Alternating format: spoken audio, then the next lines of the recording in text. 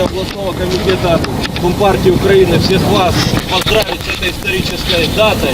Мы все понимаем, насколько сегодня власть боится коммунистов, потому что за коммунистами правда, потому что мы строили ту Украину, которую они за полгода фактически уничтожили. Они потеряли Крым, они потеряли полдонбасса и сегодня ищут оправдания там, где фактически их искать не надо. Надо смотреть на себя и понимать, что происходит сегодня в Украине и кто в этом заинтересован. Надо не ездить с флагами, ходить в вышиванках, петь гимны, а надо работать каждый день для того, чтобы Украина стала сильной, для того, чтобы Украина возродилась.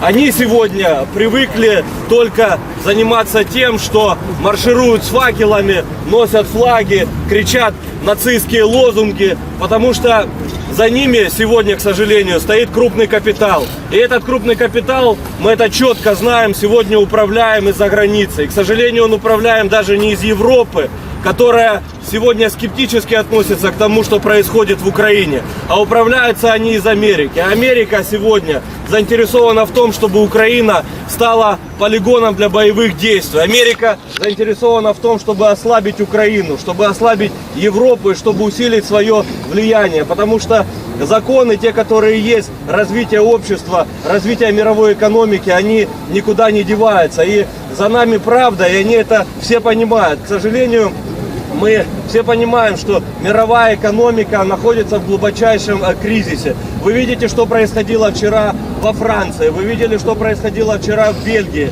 Люди протестуют не просто против того, что есть какие-то моменты, связанные с ограничениями их свобод или социальных прав. Люди сегодня начинают протестовать против капитализма.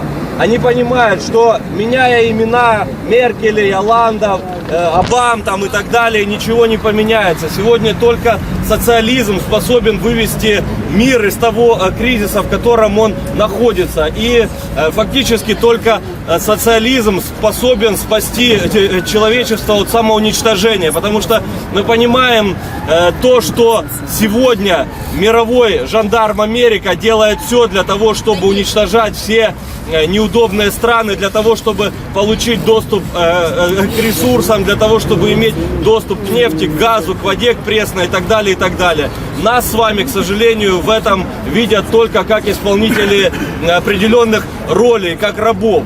Поэтому то, что произошло 97 лет назад, стало источником благополучия нынешней Европы, многих стран Латинской Америки и так далее, и так далее. Потому что если бы не было завоевания октября, то Европа не была бы такой сытой и довольной. И только ориентируясь на Советский Союз и боясь, что люди, зная, насколько защищены они в Советском Союзе, начнут требовать от западноевропейских стран защиты своих прав и увеличения своих социальных каких-то моментов, Европа шла на уступки наемным рабочим. В Европе есть определенные социальные гарантии, но сегодня четко Европа, те, кто находятся во власти вместе с Америкой, делают все для того, чтобы об этом забыли.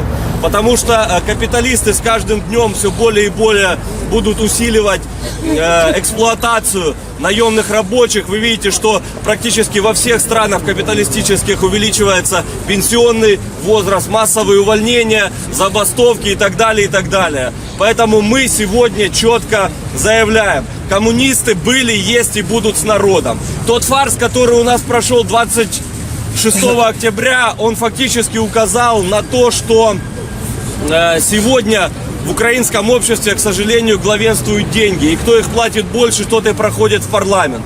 Поэтому мы можем четко сказать, что мы никуда не делись. Мы остаемся.